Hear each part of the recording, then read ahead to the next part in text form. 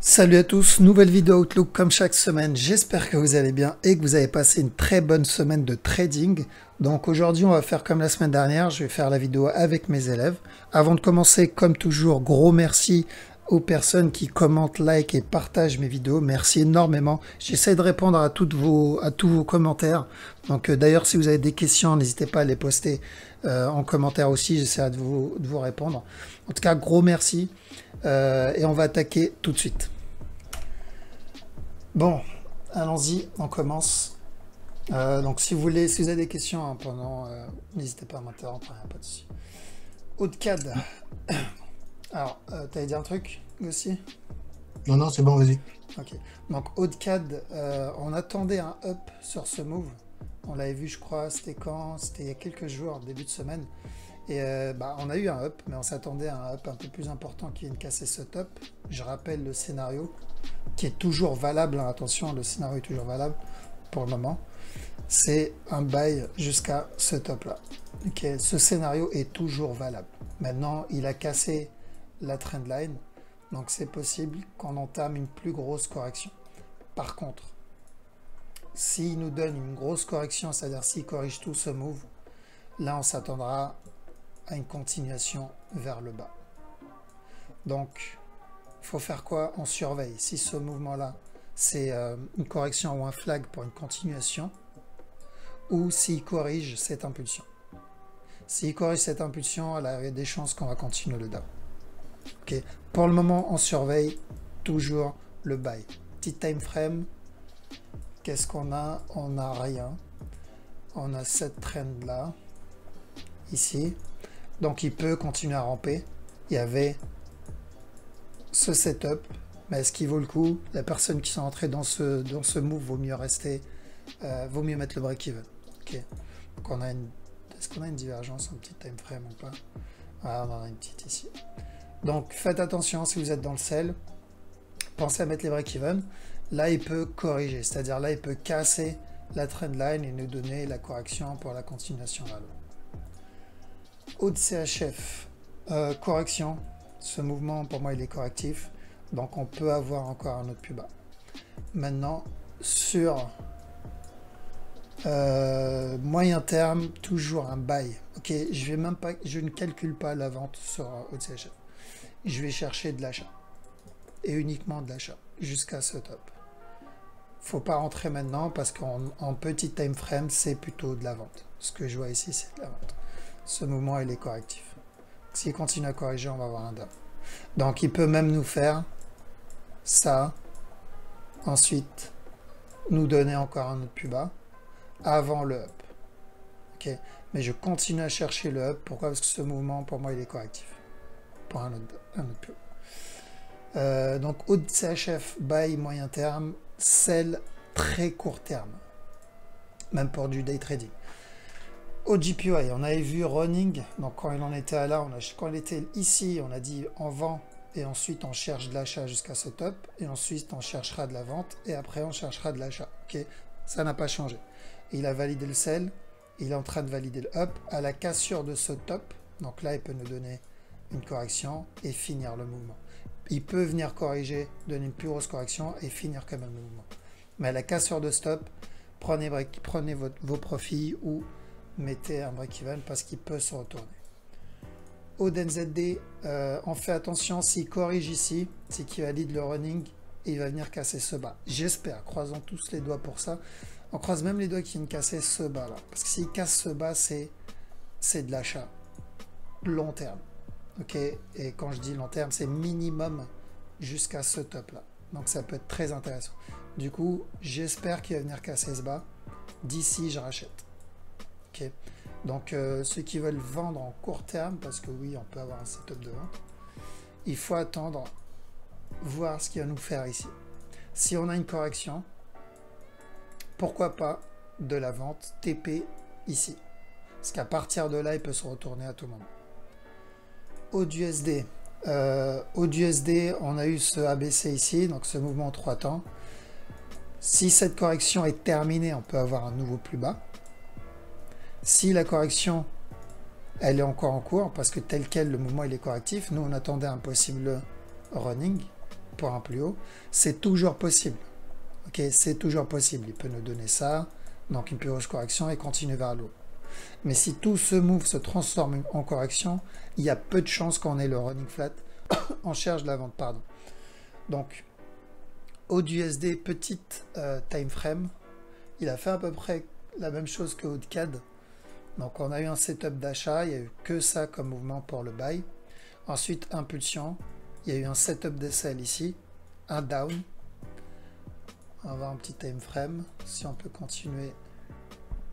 Alors, en petit time frame, s'il donne une correction ici, on peut chercher de la vente, mais il faut mettre le break-even dès que possible. Pourquoi? Parce que là, ce mouvement tel quel, il peut être terminé. En tout cas, en termes de structure, pour moi, ce mouvement est terminé. Ok, mais sur ce morceau, il peut continuer à ramper encore un peu. Donc, ceux qui tradent dans le très court terme, si vous avez un setup, si vous avez une correction, vous pouvez rentrer. Je crois qu'il n'y en a pas, je vais juste voir ce qu'il est en train de faire en petit time frame. Ouais, tel quel, là, il n'y a rien. Ok, ça peut être encore un plus haut. Mais là, c'est vraiment plus pour ceux qui font quasiment du scalp. Donc, AUDUSD, on attend deux possibilités. C'est où ça, c'est la correction. Et on va avoir le running flat. Okay. Ou sinon, on va avoir une correction plus complexe. Et s'il fait ça, par contre, c'est un down. Alors, je vais voir juste le down, jusqu'où il peut aller. Ok. Donc, s'il invalide ce running flat, le down, il peut aller casser ce bas là. Donc, on surveille. Ok.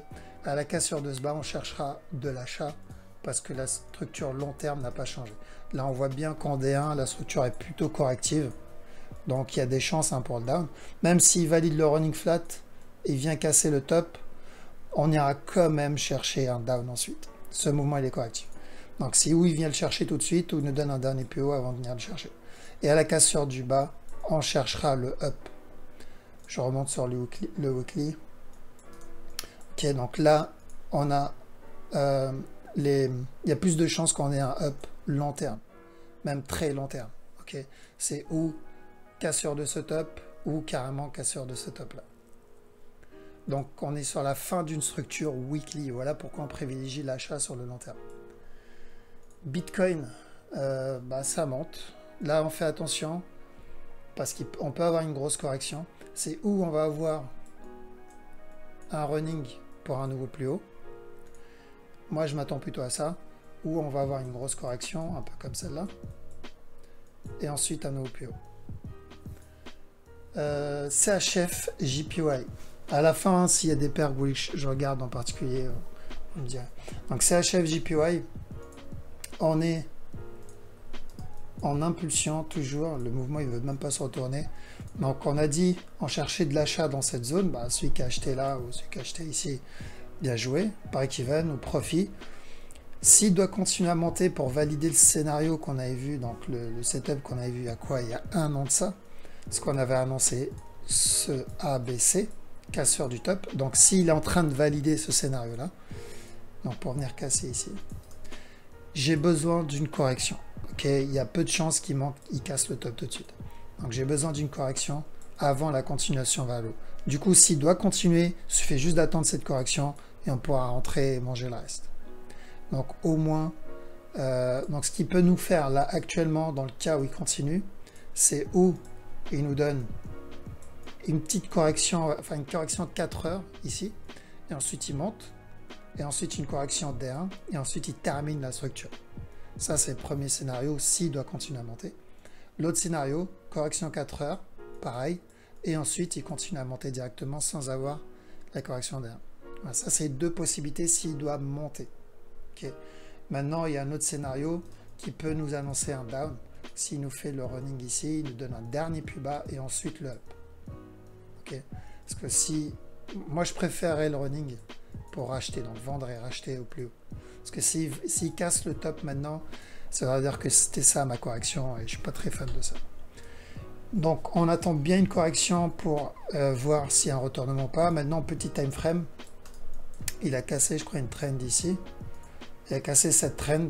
Ceux qui veulent trade en petite time frame dans le genre day trading, donc il y avait un petit setup ici, vous attendez une autre correction et vous cherchez un point pour rentrer. Mais mettez bien le break-even parce que tout ce move peut être juste correctif pour un autre PO. Alors, Eurood. Eurood, je vois un sell aussi. Donc pour moi, ça c'est un mouvement correctif pour un sell. On peut avoir un dernier PO, mais je cherche quand même un sell. Quoi qu'il arrive, je cherche de la vente au moins jusqu'à ce bas-là. On prend les profits à ce bas-là. Eurocad. Je crois qu'on l'avait vu celui-là, le sell, il me semble, la cassure de stop. C'était bien Eurocad. Ouais, c'était ça. Attends, est-ce que j'arrive pas à me rappeler de la structure? Ok, ouais, c'est ça. Donc oui, on avait vu ce sell la semaine dernière.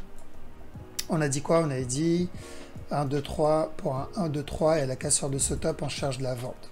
Ok, il a traîné, il nous a fait un peu peur ici. Mais voilà, il nous a donné un setup là, il nous a donné un setup là. Il a été plutôt généreux sur des setups, hein, ce mouvement-là, pour la descente.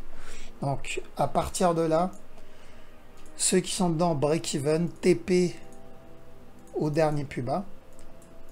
Mais il n'est pas obligé de venir chercher le TP. Si là, on est sur une tendance haussière et qu'on va avoir un mouvement 5 temps, il peut nous donner encore un autre plus haut. Okay. Donc voilà pourquoi, au cas où, mettez le break-even. Et s'il vient toucher le TP, tant mieux.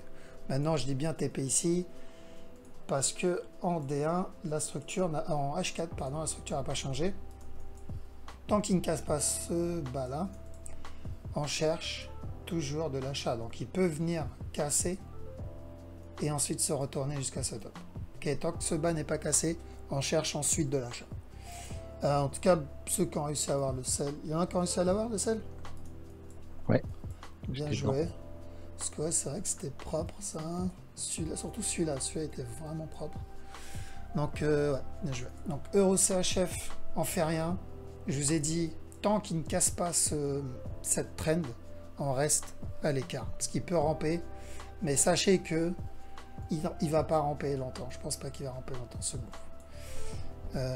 Il va pas ramper longtemps normalement. Ouais. Non, il rampera pas longtemps. Donc là, on va avoir, s'il casse, pas besoin d'attendre la cassure de cette trend, hein, bien sûr. S'il casse cette trend, vous attendez une correction et vous cherchez des setups d'achat. De toute façon, je vous préviendrai dans le groupe. Okay. Euro GVP, j'attends un dernier plus bas. On avait vu ça, je crois, en groupe. Je vous ai dit quoi? Je vous ai dit, je le vois mal continuer à monter directement. Je m'attends à ce qu'il chute avant de valider le up. Euro GBP peut nous faire des structures bizarres, mais en général, il valide ce qu'on cherche. Donc, pour le moment, il confirme notre analyse. Donc, faites bien attention. Il a cassé le top, du coup, il n'est pas obligé de venir casser ce bas-là.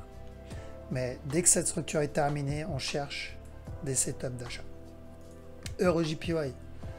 JPY, qu'est-ce qu'il nous a fait?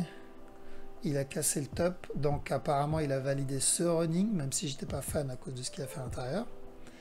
À partir de là, on va chercher un sell s'il y a des setups de vente. Ok, au moins pour le possible gros running flat ici, au moins pour ça. Et ensuite un dernier plus haut. Est-ce qu'on a un sell setup? Je pense pas. Faites attention à la possibilité d'un dernier plus haut ici. Si ça c'est un expanding, on peut avoir un dernier plus haut.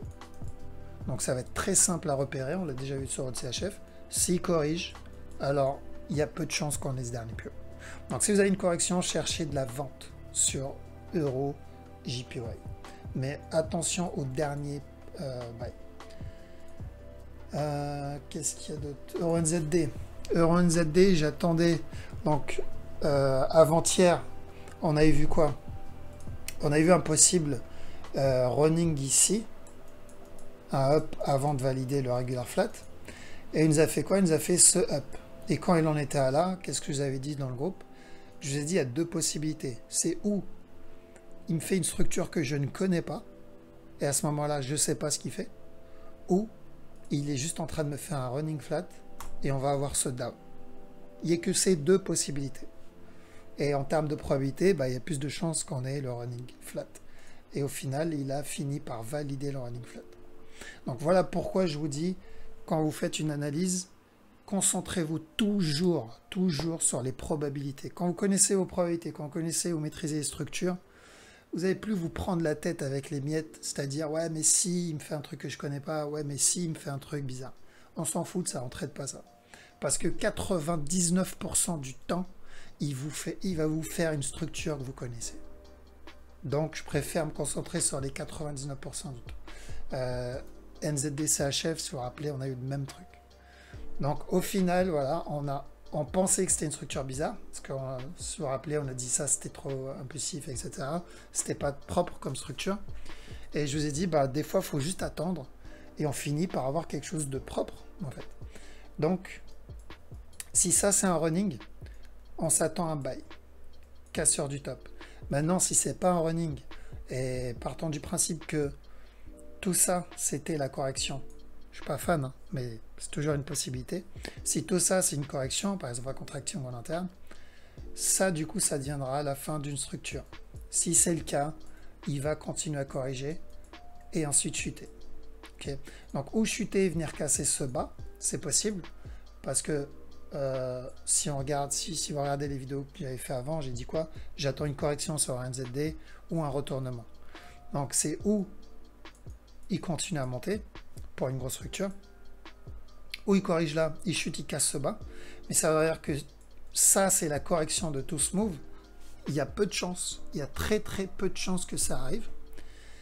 Donc l'autre possibilité, s'il corrige, c'est plutôt venir faire un down, nous donner un mouvement correctif ici pour une plus grosse correction. En gros, si ce mouvement c'est une correction et non pas un retournement, je m'attends à une grosse correction 4 heures. Ok. Et ça, pour le moment, c'est pas assez. C'est pas suffisant pour toute cette structure. Donc, ou un dernier plus haut, ou une correction, down, et ensuite un dernier plus haut. C'est ce que j'attends sur EURNZD. Celui-là, on passe, il n'y a rien à faire, faut attendre. Euro-USD, est-ce que vous avez eu le sell ou pas? Ouais. Je les prends en M5. Nickel. Ouais. Parfait. Il était propre. Il y a eu un petit setup ici qui était, je dirais, téléphoné. Donc, bien joué. Je m'attendais à voilà. C'était sur quoi où j'ai dit il faut attendre. C'était au USD, au CHF. Il y avait peut-être un running et j'ai dit on attend confirmation. C'était quoi? Au NZD, je sais plus. Non, je vais retourner dessus. En gros, c'était là, voilà. C'était ici. Je dis si c'est un running, de toute façon c'est facile pour le valider. On ne doit pas avoir de correction derrière. Eh ben, Euro-USD, on pensait que ça allait être un running.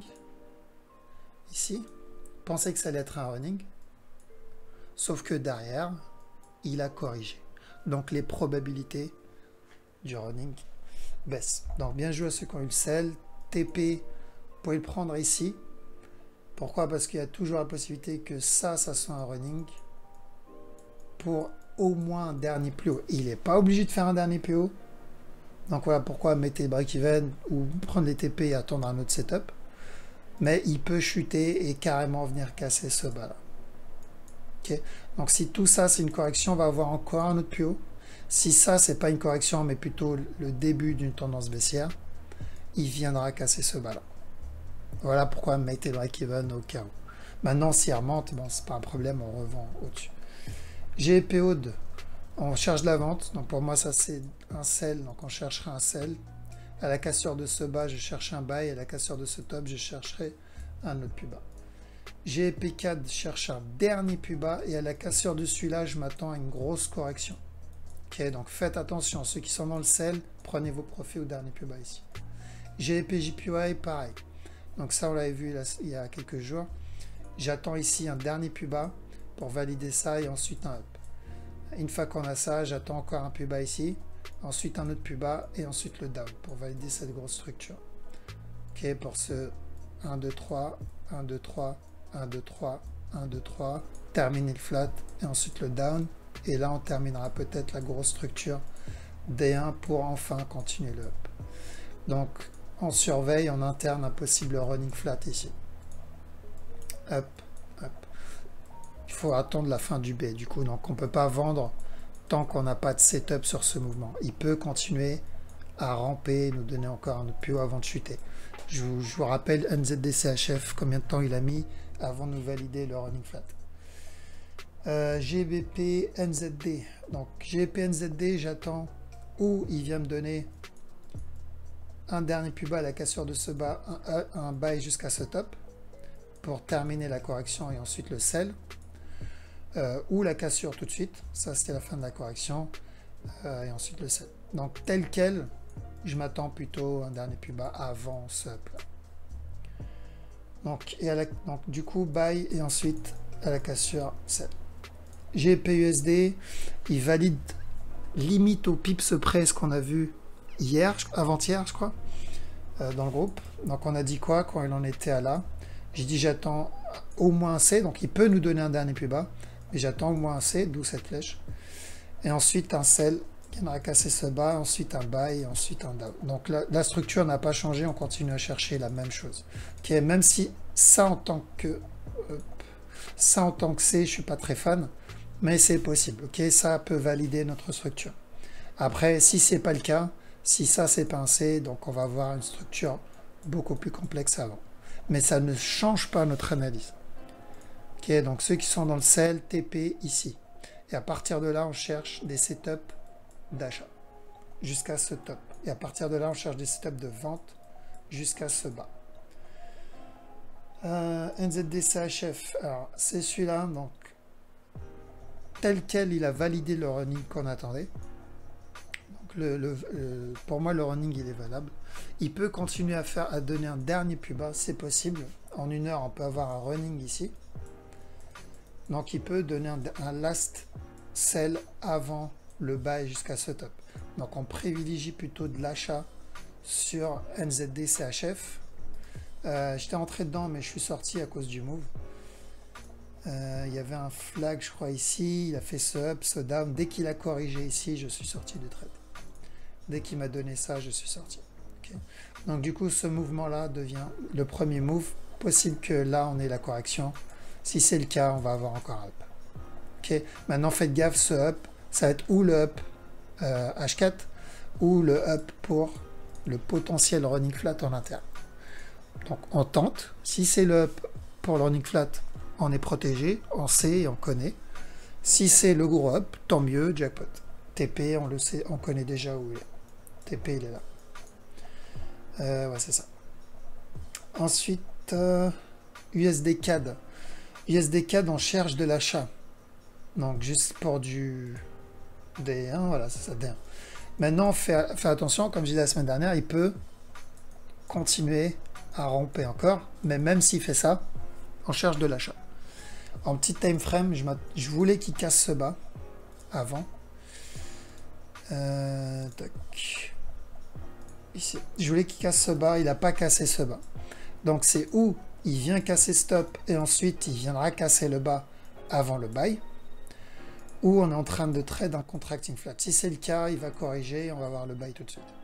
Maintenant, le buy ne veut pas dire c'est le buy D1.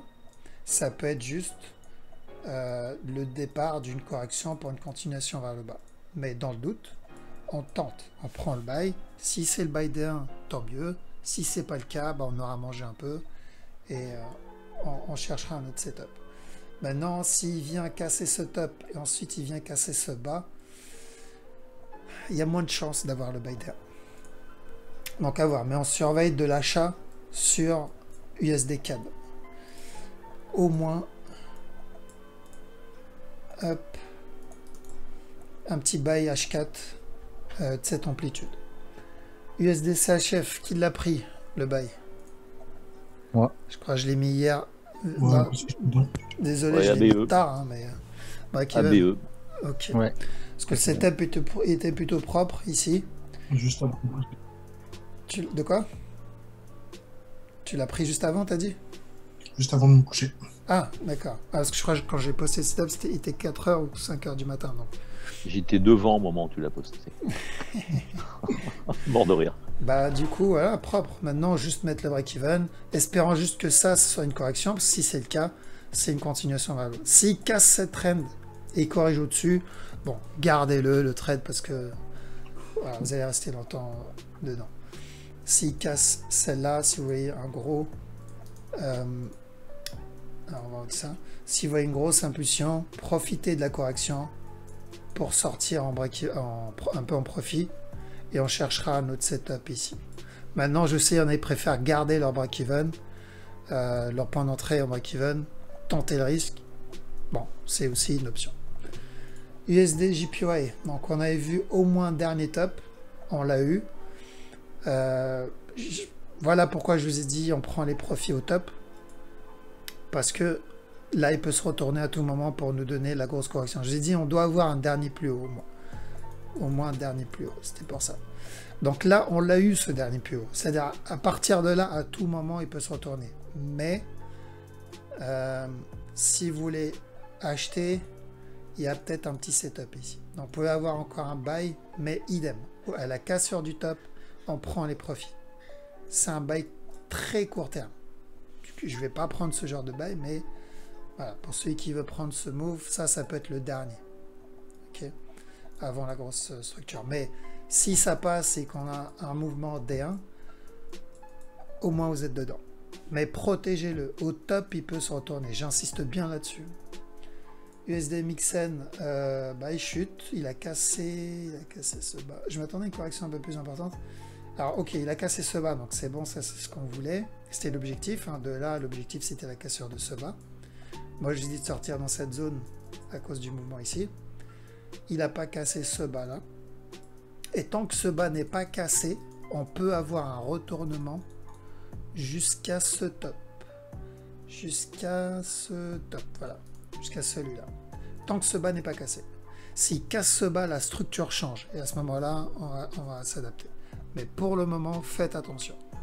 Dans cette zone, il peut se retourner à tout moment.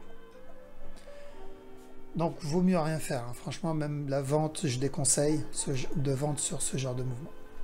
Parce qu'on est plus vers la fin. Qu'est-ce qu'il a fait celui-là? Il a cassé la traîne, il m'a tagué ici. J'espère que tu es sorti, Sébastien, je sais que tu étais dedans aussi. Ouais, je suis sorti, moi, je suis sorti. Ok, donc je suis sorti dans cette zone parce que il est venu, il m'a tagué, il m'a fait ça, j'ai quitté le trade.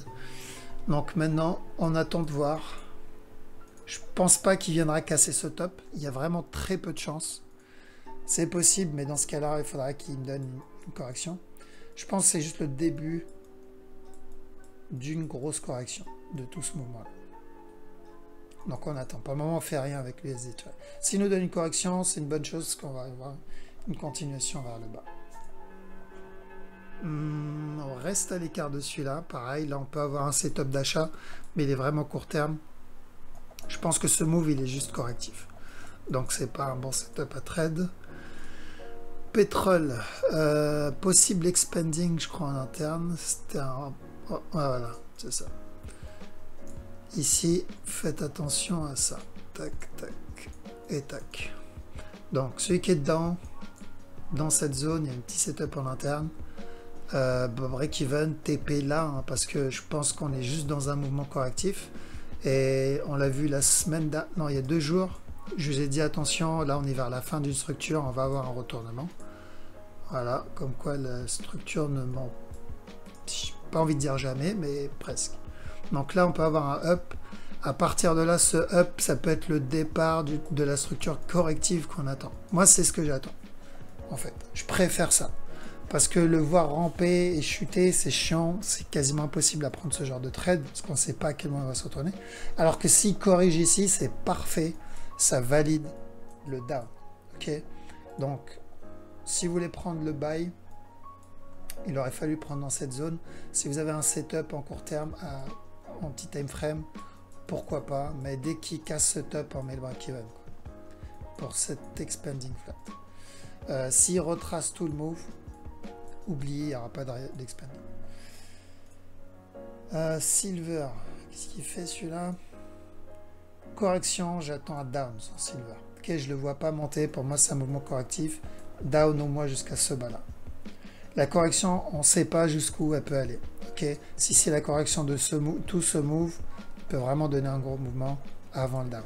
Mais ça, c'était prévu. Si vous vous rappelez la semaine dernière, je vous ai dit que ce mouvement doit être corrigé et c'est ce qu'il fait. Donc, pas de surprise là-dessus. Pareil pour le gold. Le gold, on privilégie de la vente. Donc, après la fin de cette correction, on cherche de la vente, tout simplement. Il y a très peu de chances qu'ils montent casser ce top. Donc, ceux qui sont en train d'acheter là les supports et la résistance, oubliez votre TP au top. Okay, il y a très peu de chances qu'ils viennent faire ça. Vous êtes en train d'acheter une correction. Donc, attendez plutôt la fin et cherchez de la vente. Et Ripple, alors Ripple, buy. Je crois qu'on peut avoir un down encore. Est-ce qu'il a cassé ce top? On peut avoir encore un sell ici. Ok, ce mouvement il peut être correctif. Si c'est le cas, c'est encore un buy. De toute façon, j'ai envie de dire, voilà, Ripple, c'est un buy. Quoi qu'il arrive, il y a toujours la possibilité du running flat. Donc il casse ce top et il nous donne possible running. Le running, je le vois plus sur le Bitcoin que sur celui-là. Parce que là, tel quel, ça peut être valable comme structure. Voilà, on a fait vite, on a fait le tour. Est-ce qu'il y a des paires que vous voulez que je regarde du coup, il y a un peu de temps? Indice, un petit point. Bah, je pense que Dax, il a toujours pas cassé. Il est sur le 3. Ouais, il traîne, hein, il veut pas casser ce truc. Donc Dax, on avait vu, donc on a dit achat jusqu'à ce top. il doit casser ce top. Par contre, à la cassure du top, on arrête de trade. Enfin, on arrête d'investir, pardon. On arrête d'investir à l'achat. On peut trade court terme, mais court terme. Donc investissement, vous oubliez l'achat sur le DAX. Dow Jones, pareil. Dow Jones, il faut qu'il corrige. On doit avoir une correction. Ok. Donc trader, mais pas de l'investissement. C'est pas j'achète et je vais dormir. C'est j'achète en petit time frame si j'ai des setups. Ça, bien sûr, c'est possible. Si vous avez un setup d'achat, vous rentrez dedans. Donc là, vous avez un petit setup d'achat. Là, vous avez un petit setup d'achat.